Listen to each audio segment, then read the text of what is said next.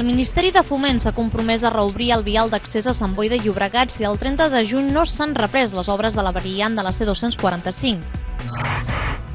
Prop de 300 veïns i veïnes del Prat de Llobregat s'han concentrat davant la porta de l'Ajuntament del Prat per iniciar un recorregut de protesta fins a l'Artesà, l'antic teatre que el consistori ja fa temps que va anunciar que seria enderrocat. A Sant Climent s'ha celebrat l'edició 41 de l'Exposició de les Cireres, aquest any dedicada a les arts escèniques.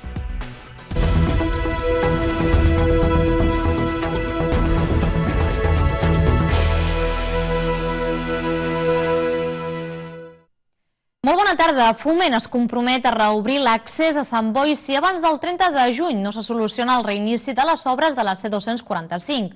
Els municipis afectats per les obres han aconseguit a Madrid compromisos ferms del director general de Carreteres en una reunió a la seu del Ministeri.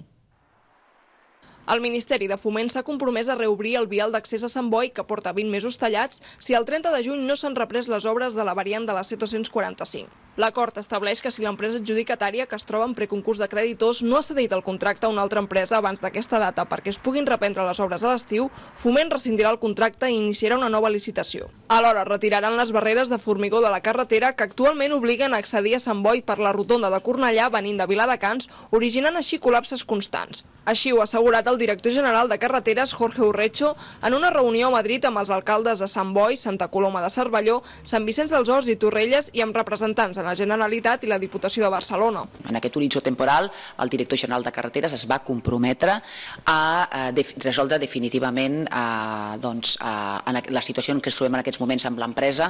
L'empresa adjudicatària està en preconcurs de creditors i per això no ha pogut reprendre les obres i s'està en aquests moments en un procés de negociació perquè aquesta empresa renunciï a la seva adjudicació i la cedeixi o bé a una altra empresa o s'iniciï un nou procés de contractació pública. La segona mesura acordada a la reunió és la redacció d'un conveni de col·laboració entre Foment i la Diputació de Barcelona per desdoblar el ramal de connexió entre la BB-2002 i l'A2 a Sant Vicenç dels Horts. El projecte inclouria instal·lar semàfors a la rotonda de Sant Vicenç que connecta amb aquestes dues vies i la B23. Un conveni de col·laboració per adequar també l'entrada, la rotonda d'entrada a Sant Vicenç dels Horts i la seva canalització per al pont que porta i connecta amb l'A2 i que facilitarà també la fluïdesa i evitarà els col·lapses dels veïns i veïnes que baixen de Torrelles, que van de Santa Coloma de Cervelló i de Sant Vicenç cap a l'A2. Així doncs, els municipis afectats davant el nou retard previst per la represa de les obres de la C245 han aconseguit un doble compromís de Foment. Les obres d'aquesta variant estan interrompudes des de fa gairebé 2 anys per problemes pressupostaris i administratius i la situació de l'actual empresa adjudicatària ha encallat encara més el procés. Els municipis que han assistit a la reunió estan satisfets amb la receptivitat mostrada per Urrecho i per haver aconseguit trobar alternatives per reduir els efectes de les obres de la variant. I l'aeroport del Prat de Llobregat recupera la normalitat després de setmanes de caos al control de passaports de la infraestructura pratenca. Ahir diumenge era la prova de foc i sembla ser que ha estat superada. D'altra banda, la situació a la companyia de British Airways, també a l'aeroport del Prat, continua complicada i avui ja és el tercer dia consecutiu d'incidents a l'aeroport de Londres. Després de la reunió de dijous passat entre el Govern de la Generalitat, els ajuntaments de Barcelona i el Prat i la Cambra de Comerç de Barcelona, es va fixar el temps màxim d'espera al control de passaports, d'acord amb els estàndards europeus. Rull va assegurar que l'òptim serien 20 minuts per les sortides i 30 minuts per les arribades. En aquest sentit, el conseller de Territori i Sostenibilitat va advertir que diumenge seria la prova de foc, atès que es podria generar una situació de tensió en l'operativa a la Terminal 1 al matí per l'entrada i sortida de creueristes i a la Terminal 2 al vespre, on hi hauria molt trànsit de les companyies de low cost. Rull també va posar de manifest que amb les mesures aplicades aquest diumenge ja no hi hauria d'haver problemes i sembla que així ha estat. Ahir l'aeroport del Prat respirava una situació de total normalitat. D'altra banda, la normalitat a British Airways malauradament encara no ha arribat i els passatgers de la companyia s'enfronten a un tercer dia d'incidents a l'aeroport londinenc de Heathrow, després de 2 dies de caos operatiu operatiu a causa d'una fallada en els sistemes informàtics. British Airways intentarà operar tots els vols de llarg recorregut i gran part dels continentals a partir d'aquest dilluns, tal com ha comunicat la companyia a Twitter aquesta matinada. Les cancel·lacions i els retards han afectat a milers de passatgers a Heathrow i Gatwick des del passat dissabte. En total, més de 1.000 trajectes de la companyia es van veure afectats pel problema tècnic, que va poder tenir el seu origen en una fallada del subministrament elèctric. Des de l'aeroport del Prat es confien que totes les operacions tornin a la normalitat aquest dilluns.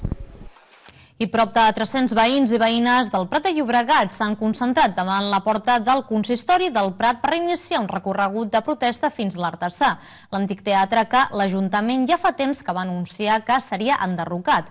Per fer una protesta més visible i reivindicativa, unes 20 tendes de campanya s'han instal·lat davant l'Artesà amb la intenció de quedar-s'hi almenys uns dies més.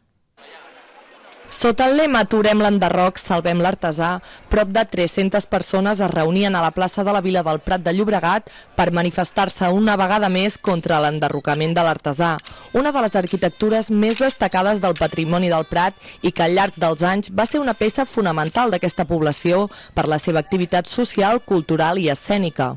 El cercavila de protesta s'ha iniciat a la plaça de la Vila fins a arribar a l'Artesà, on una vintena de tendes de campanya ocupaven el recinte exterior que envolta l'edifici històric, un acte reivindicatiu per reclamar actuació política immediata. No hi ha hagut resposta de diàleg polític, cap polític ha vingut del govern del Prat, ha vingut a parlar amb nosaltres encara, després d'un dia, i és una mostra més de la falta de diàleg que hi ha hagut en tot aquest procés.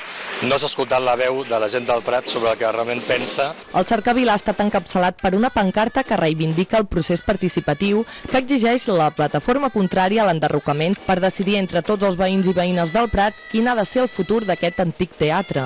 Crits de no ens aturaran, l'artesà és nostre i aturem l'enderrocament també han estat latents durant tot el recorregut. Nosaltres lluitarem fins al final per defensar el patrimoni i la història del Prat i nosaltres desitgem que així sigui i que l'Ajuntament escolti la veu de la gent i que li pregunti a la gent el que vol fer amb un edifici tan important com aquest. Una vegada finalitzat el cercavila davant l'Artesà, s'ha organitzat una assemblea oberta a tothom on s'ha demanat més implicació veïnal. S'ha decidit fer assemblees diàries i convertir l'acampada en un espai obert per a tothom on s'organitzaran diverses activitats. També s'ha gestionat els torns que es faran a l'acampada, que pretén continuar en peu com a mínim fins al dia 5 de juny, que podria ser la data assenyalada per començar l'enderrocament de l'Artesà, un fet que molts intenten evitar. I el Partit Popular de Sant Joan d'Espí ha qualificat el govern local d'independentista per no permetre que els senyals de tràfic siguin bilingües. Després de la problemàtica, avui la cúpula de Ciutadans ha ordenat a les agrupacions del Baix Llobregat, a la nostra comarca, frenar les mocions per espanyolitzar les indicacions escrites de la senyalètica. La polèmica per afegir el castellà als senyals de trànsit s'ha estès al territori baixllobregatí, concretament a Sant Joan d'Espí, on el portaveu del Partit Popular ha acusat els socialistes de no permetre que aquesta senyalètica sigui bilingüe. De fet, Manuel López ha qualificat el govern local de Sant Joan d'Espí d'independentista i ha assegurat que la llei de tràfic obliga el fet que les indicacions escrites dels senyals s'expressin en la llengua oficial de l'Estat, que és l'espanyola. El Partit Socialista de Sant Joan d'Espí presenta una moció on totes les senyals obligatòriament han d'estar només en català, cosa que és contrària a la llei. La llei demana que, si us plau, que estiguin en castellà i que estiguin en català i demana el bilingüisme en les senyals de trànsit per facilitar a totes les coses. Davant aquest atac directe, l'Ajuntament de Sant Joan d'Espí recorda que la moció el que demanava és fer els canvis legislatius i normatius necessaris per donar normalitat a una situació que es dona als municipis i que no ha estat origen de cap mena de conflicte entre la ciutadania. D'altra banda, la direcció de Ciutadans ha ordenat frenar les mocions per castellanitzar els senyals de trànsit, un canvi de rumb que molts veuen il·lògic tenint en compte que la mateixa líder de la formació, Inés Arrimadas, ha afirmat públicament que no reneguen d'aquesta mesura i n'han defensat la seva legalitat. Després d'això, avui ens arriba també la notícia a un mitjà que Ciutadans ha enviat una missiva o ha enviat un e-mail als càrrecs o la direcció del partit al Baix Llobregat de que, si us plau, deixin de presentar aquest tipus de mocions o deixin de parlar del bilingüisme, segons diu aquesta notícia, per intentar recaptar vots de l'antiga Convergència. Amb aquestes mocions, Ciutadans sap que es podria allunyar d'abraçar l'electorat de l'antiga Convergència, un dels girs que el partit intenta tirar endavant des de fa uns mesos. I ataquen pintades feixistes i amenaçadores a la seu del PDeCAT de Sant Andreu de la Barca. Com veiem a les imatges, la seu de la formació política del PDeCAT a Sant Andreu de la Barca ha patit un atac a la façana principal. Unes pintades han aparegut aquesta passada matinada. Xorissos, feixistes o Artur Mas, cambra de gas, són les afirmacions que es poden llegir a la persiana de la seu del local. Bueno, no sé com qualificar el missatge, perquè clar, si li hem de donar importància pel text en si, són greus. Mas, càmera de gas, el signe de la creu nazi, són greus per denunciar a la persona que ho ha fet o al grup que ho ha fet. Però com que no sabem qui són, perquè són així de covards que no donen la cara... El suport no s'ha fet esperar. El mateix president de la Generalitat, Carles Puigdemont, ha transmès a la formació política de Sant Andreu de la Barca el seu suport. Des del PDeCAT de Sant Andreu de la Barca han confirmat que aquestes pintades no s'esborraran. A la paret és una cosa de l'Ajuntament, que ho han de borrar-ho ells, però a la persiana quedaran, serà una decoració que tindrem, sí. Vulguin o no vulguin, els hi rebota contra les persones que ho fan. Primer, perquè són ells els insolidaris. Segon, perquè són ells els antidemòcrates. I tercer, perquè són ells els més covards que hi ha a la capa de la terra. Això sí, han estat notificades a la policia. Hem comunicat a la policia que hi havia aquesta pintada especialment perquè la brigada netegi la part de la façana que correspon als veïns i, per tant, és una cosa que no volem que molesti els veïns, els ciutadans de Sant Andreu de la Barca, i és responsabilitat de l'Ajuntament netejar la façana. Com que la persiana és responsabilitat nostra, de moment considerem que no és convenient esborrar-lo. Hem de tenir en compte que vivim en una societat que està molt crispada. Són aquests feixistes del nacionalisme espanyol els que estan crispant la societat catalana, els que no volen que votem, els que no volen que fem un referèndum, però són capaços només d'insultar, d'amenaçar a través de les xarxes, a través de pintades, però no són capaços de fer-ho a la cara. Nosaltres demanem que si volen fer alguna cosa, que siguin valents, que ho facin com nosaltres i que ho facin, si pot ser, a les urnes, que és on ens hem de veure el proper mes de setembre o octubre. David Bonveí també ha condemnat aquestes pintades. D'altra banda, Comissions Obreres del Baix Llobregat organitza un acte en record del 40 aniversari de la massacre dels advocats d'Atocha. L'últim testimoni d'aquesta matança, Alejandro Ruiz Huerta, ha explicat els fets ocorreguts el 24 de gener de 1977.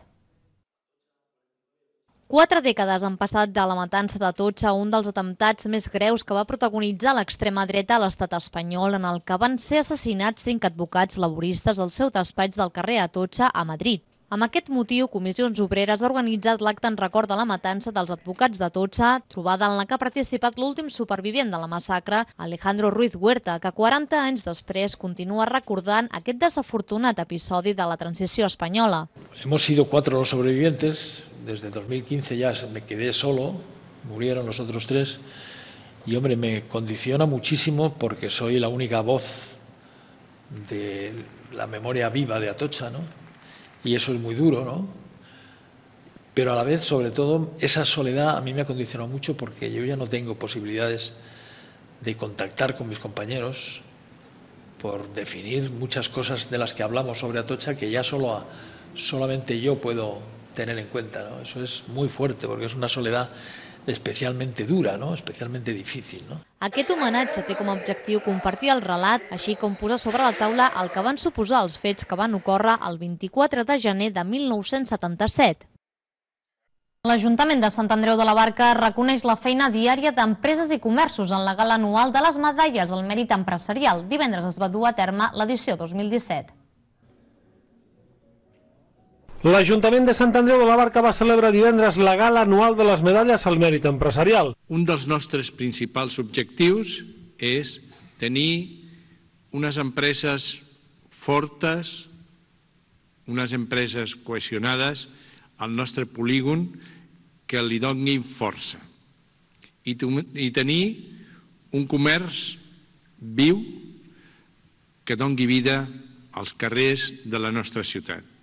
Estem fent activitats amb les associacions de comerciants per tal d'afavorir el comerç de la nostra ciutat. Demà tindreu una mostra del que són els nostres comerços. I per tant, jo crec que reconèixer el valor y el esfuerzo en estos tiempos de dificultad es lo mínimo que podemos hacer. Son empresas que llevan años en Sant Andreu, que se dedican a ámbitos diferentes. Les empreses guardonades enguany han sigut Evitfoc, Agrotrans i Tipsa. 3 medalles també de reconeixement als comerços locals, Top Moda Jove, Euroauto i Bar Martins. Un reconeixement que vol destacar. Aquesta nit ens acompanyen 6 empreses que són un reflexe d'aquest esperit d'emprenedoria, de professionalitat i de capacitat de proposar models de negocis eficients i sostenibles. Una gala marcada per les noves tecnologies amb una presentació amb realitat augmentada.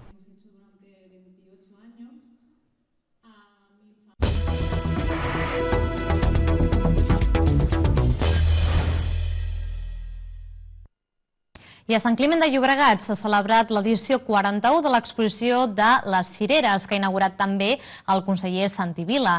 Aquest any està dedicada a les arts escèniques, coincidint amb el 30è aniversari del grup escènic Sant Climent. Sant Climent s'ha omplert de cireres aquest cap de setmana amb motiu de la 41a exposició de cireres. L'edició d'enguany ha estat dedicada a les arts escèniques coincidint amb el 30è aniversari del grup escènic Sant Climent, que estrena un musical per celebrar-ho. El tret de sortida de la festa es va donar divendres amb un correfoc, una tabalada i la remullada organitzada pels fumarians. L'exposició de les cireres ha estat inaugurada pel conseller de Cultura de la Generalitat, Santi Vila. És una festa molt maca que ens vincula a la tradició, vinculada al camp, a l'estimar la terra, però també plena de cultura, plena de vitalitat, de jovent, de mainada, i per tant només puc felicitar Sant Climent. Al llarg del cap de setmana s'han organitzat diverses activitats com concerts, balls i concursos. A més, s'han pogut comprar cireres al Mercat de Pagès amb el lema Collides i menjades. Al recinte firal s'hi han exposat les paneres protagonitzades per cireres fetes per particulars i entitats. En total hi han participat una 40 d'adults i uns 70 nens. L'exposició ha commemorat també l'aniversari de 2 entitats locals més, el Club Bàsquet Sant Climent, que celebra 60 anys, i bombers voluntaris del municipi, que n'han fet 25. I continuem parlant de cireres. Aquest cap de setmana a Santa Coloma de Cervelló s'ha engalanat per celebrar durant 3 dies l'edició 32 de la Festa de la Cirera, un esdeveniment anual que no falla al calendari d'aquest municipi baix-llobregatí. Santa Coloma de Cervelló ha acollit els dies 26, 27 i 28 de maig la 32a Festa de la Cirera.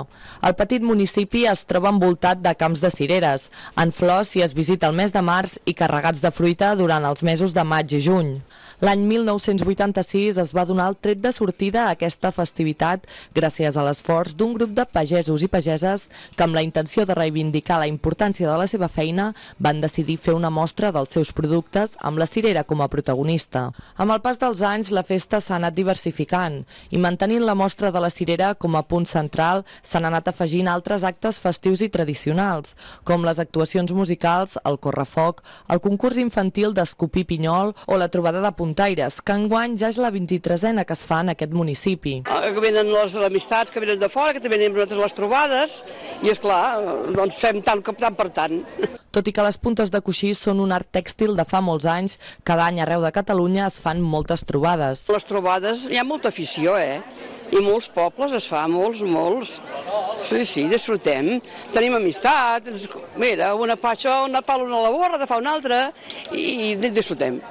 Enguany al casc urbà del poble també s'hi han instal·lat les diferents carpes d'entitats del municipi i una fira d'artesania, on diferents firaires han tingut l'oportunitat d'exposar els seus productes artesans, des de cireres, embotits, formatges, fruits secs garrapinyats i diferents tipus de dolços. I pel que fa a les festivitats, Sant Esteve Sesrovires ha acollit la Festa Republicana del Baix Llobregat i l'Hospitalet de Llobregat.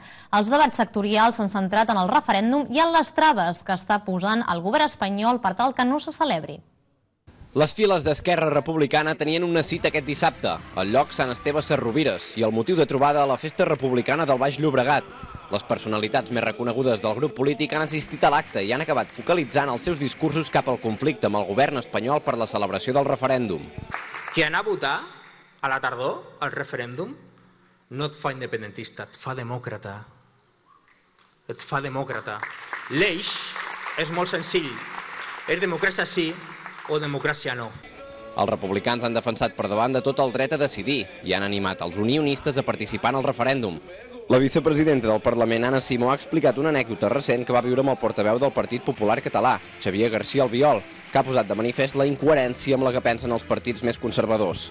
L'altre dia al Parlament de Catalunya, i l'Oriol n'és testimoni, va venir a dir una cosa així com que que poc democràtic que és posar les urnes. I dius, hòstia, quan algú diu això és que té les coses molt mal enteses. Perquè posar les urnes no pot ser delicte. Perquè posar les urnes no pot anar contra la democràcia. Els ponents han intentat obrir els ulls als partidaris del no, recordant-los els drets democràtics a poder expressar-se. En el seu moment, Lluís Companys i Francesc Macià ja van guanyar les eleccions amb un partit nou, i Esquerra Republicana vol ratificar la voluntat del poble català al referèndum del setembre. I estem convençuts que la majoria de la gent d'aquest país hi posarà un sí, però tots aquells que hi posaran un no, tots aquells comparteixen amb nosaltres i nosaltres amb ells el compromís amb la democràcia i el respecte a la voluntat de la gent. Més enllà dels debats sectorials, la Festa Republicana del Baix Llobregat ha servit també per celebrar el dinar de germanor i un acte polític en el que s'han reconegut els 25 anys de militància d'Esquerra. I 10 colles geganteres provinents de diferents municipis s'han trobat aquest dissabte al municipi de Begues per celebrar el 10è aniversari dels gegants. Els coneguts com els nous gegants de Begues, en Cristòfol i l'Eulàlia, celebren els seus primers 10 anys i ho han fet aquest dissabte amb una jornada festiva que ha plegat al voltant d'una vintena de gegants arribats de diferents poblacions. En concret, a la plantada i posterior cercavila hi han participat les colles de Llavaneres, Calafell, Sitges, Castelldefels, la Llacuna, Viladecans, el Prat, Olesa de Bonesvalls i Poble Espanyol. Com que és un 10è aniversari, el que hem pensat és dir, mira, 10è aniversari, doncs portem 10 colles també aquí, no? Que és el que hem fet. A les 5 de la tarda va tenir lloc la popular plantada i l'espera es va amenitzar amb diferents activitats dirigides als nens i nenes del municipi. I llavors hem aprofitat aquest esdeveniment doncs, per fer altres coses, presentar un contacontes infantil amb unes titelles, fer una xocolatada pels nens, perquè nosaltres com a colla és molt important el tema dels nens, és una colla familiar. Tots els components de la família juguen un paper molt important dins d'aquesta tradició. Alguns porten capgrossos, altres toquen els timbals o les gralles i altres són portadors de gegants. A partir de 3:15 de la tarda va començar el cercavila, on els diferents gegants participants van recórrer tot el Raval de Sant Martí. I aquest dissabte s'ha donat el tret de sortida a la festa de la primavera de Sant Andreu de la Barca. L'alcalde de Sant Andreu de la Barca ha donat el tret de sortida a la festa de la primavera. Dissabte matí a l'estat municipal situat just enfront de la biblioteca municipal. Juan Pérez, regidor de Promoció Econòmica, ha sigut el primer en dirigir-se als ciutadans, que han volgut acompanyar l'alcalde i diversos regidors municipals en la inauguració. És una fira que, gràcies a l'esforç de l'Ajuntament, no només de la regidoria de comerç, sinó de totes les regidories han posat de la seva part, de les associacions comercials de Sant Andreu, hem pogut avui trobar-nos amb la fira que us podem mostrar. Enric Llorca ha explicat diversos projectes urbanístics de remodelació de la ciutat. Podeu veure alguns dels projectes que tenim ja en marxa i que configuren el futur immediat de Sant Andreu. No? Hi ha aquest eslògan, el futur de Sant Andreu m'apassiona. Realment us puc dir que el futur de Sant Andreu és apassionant. Apassionant per moltes coses. Apassionant perquè us puc assegurar que amb un plaç de temps molt curt la configuració d'aquesta ciutat canviarà encara una mica més del que ha canviat fins ara. Així mateix s'ha mostrat un estat municipal on la tecnologia fa veure com quedaran els diferents espais que es remodelaran. També s'ha fet entrega de les primeres ulleres als primers jugadors de l'app Sabarca Go. I en aquest marc, un any més, el consistori de Sant Andreu de la Barca ret un homenatge a la gent gran de la ciutat. Sant Andreu de la Barca va dur a terme el tradicional dinar anual de la gent gran. Un miler de ciutadans de Sant Andreu de la Barca ja jubilats es van donar cita al poliesportiu L'Onça per celebrar aquest dia. Un dia dedicat a la gent gran i que enguany el servei de càtering ha anat a càrrec de la Fundació Futur, una fundació dedicada a la inclusió de joves en risc d'exclusió social. Charo Ramírez, regidora de la gent gran, va dir que a pesar de los tiempos tan difíciles que padecemos, este equipo de gobierno, con el señor alcalde al frente, señor Enric Llorca, queremos seguir luchando y trabajando porque este gran día, como tenemos para la nuestra gent gran, se siga celebrando. Enric Llorca va afirmar que el homenaje a la gent gran es de rebut. Porque todos y cada uno de vosotros habéis dado lo mejor de cada uno para configurar esa sociedad de la que hoy disfrutamos. Y si muchos pueden tener lo que tienen hoy, es gracias al esfuerzo que vosotros habéis hecho. Os tenemos presente cada día en nuestro corazón, pero una vez al año volem que sentiu que us estimem. Volem que sentiu que apreciem l'esforç que heu fet. Per tant, felicitats. Paral·lelament es van fer entrega de les plaques, com ja és tradicional, als ciutadans de Sant Andreu de la Barca de Macedat i els guanyadors dels diferents tornejos organitzats pel Casal de la Gent Gran, com brisca, dòmino o parxís. El dinar va finalitzar amb música de l'orquestra i el ball dels gegants de Sant Andreu, l'Andreu i la Quimeta. I a Esplugues de Llobregat ha tingut lloc la trobada número 37 de col·leccionistes de ceràmica antiga, un esdeveniment amb exposicions i diverses activitats al voltant del treball amb la ceràmica. L'Associació Catalana de Ceràmica va organitzar la 37a trobada de col·leccionistes de ceràmica antiga, que va tenir lloc als jardins del Museu Espluguenc Can Tintorer. Es va tractar d'un esdeveniment ple d'activitats al voltant de la ceràmica, entre les que destaquen una demostració de decoració de rajoles amb la tècnica de la trepa, a càrrec del taller de ceràmica Sot, i diferents fornades al Museu de la Ceràmica La Rajoleta, per part de l'Escola Municipal de Ceràmica. Paral·lelament es va poder gaudir de les visites guiades habituals de cada diumenge i la ruta històrica, entre d'altres activitats. Una exposició temporal de morters antics i llavors ho hem aprofitat per fer una demostració amb morter de xató, que han vingut al restaurant del Pepa Tomate i hem estat també podent degustar el xató. De cara a l'11 de juny s'inaugurarà l'exposició Calidoscopi, que versarà sobre la col·lecció de Salvador Miquel de Can Tintorer i tindrà lloc al Col·legi d'Aparelladors de Barcelona.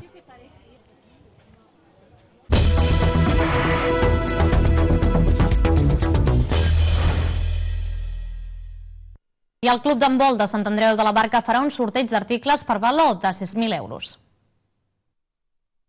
El Club de Handbol de Sant Andreu de la Barca va anunciar que per enguany el sorteig, que va realitzar per primera vegada l'any passat i que arriba aquest any a la seva segona edició, pràcticament triplicarà la quantia en premis. Desde el Club Handbol Sant Andreu de la Barca hemos empezado un nuevo proyecto que lo titulamos Al Gran Sorteig, que es un sorteo valorado en 5.600 euros, que consiste en tres escaparates de tres negocios distintos a Andrés. No tan sols esport. Que se compone de electrodomésticos, fotografía, una bicicleta. Una opció que pels clubs i les entitats és important de cara al seu finançament. Bueno, principalmente porque los clubes amateur necesitamos un soporte económico que a veces no podemos conseguir de otra forma que buscándonos nosotros la vida. Des del club valoren molt positivament la primera edició del sorteig. Lo valoramos muy positivamente. I per això s'embarquen en aquesta segona, amb molts més premis. Consideramos que haciendo un sorteo un poco más atractivo, o mucho más atractivo, las posibilidades de rentabilizarlo serán mucho mejor y será un aporte económico muy importante para el club. Els tiquets es poden comprar? Cualquier evento que se realice en el municipio, estaremos allí. También se puede ir a las oficinas del club, que están en el Polideportivo Lonsa de Setembre, o simplemente, si a alguien les interesa mucho, puede ponerse en contacto a través de las redes sociales del club i nosotros mismos vamos... Per conèixer el guanyador tindrem que esperar el sorteig de la loteria de Nadal, ja que el primer premi del 22 de desembre i coincidint amb els 4 darrers números serà la butlleta guanyadora. I també a Sant Andreu de la Barca, el Club de Tir a Marc promociona l'esport al carrer. El Club de Tir amb Bar de Sant Andreu de la Barca continua promocionant l'esport al carrer. Durant els actes de la festa de la primavera, membres del club van dur a terme una exhibició i tirades de prova per tothom que ho va voler. Doncs avui el que fem és fer demostracions de tir amb arc i deixar provar la gent que tiri les fletxes, i en comptes de ser al club, perquè la diversió està aquí, doncs venim a on està la diversió. Amb un objectiu clar. Doncs mira, per donar a conèixer l'art, perquè, com saps, és un esport que no té molta difusió en els mitjans, tu saps, tot i que tenim campions del món i campions d'Espanya. Nosaltres, el nostre club no, però tot arribarà. I volem donar-li la difusió que es mereix com un esport de molt antic. El creixement del club ha sigut espectacular. Doncs inici farà uns 5 anys, eren 5 socis. A dia d'avui ja consten inscrits? Avui estem a 130. I no tan sols aficionats al tir amb art de Sant Andreu de la Barca. Quasi cada setmana ve un de nou, gent que inclús està en altres clubs i que li agafa lluny i venen cap a nosaltres. La promoció de l'esport, com ens va dir el Ferran Catalán, s'ha de fer on hi ha gent, i en aquest cas, el lloc idoni ha sigut l'entorn de la Fira de la Primavera. I amb els esports posem punt i final a l'informatiu d'avui. Nosaltres tornem demà a la mateixa hora amb més actualitat. Recordin que poden recuperar aquest espai informatiu al web www.etv.cat al dia Llobregat. Que vagi bé al vespre. A reveure.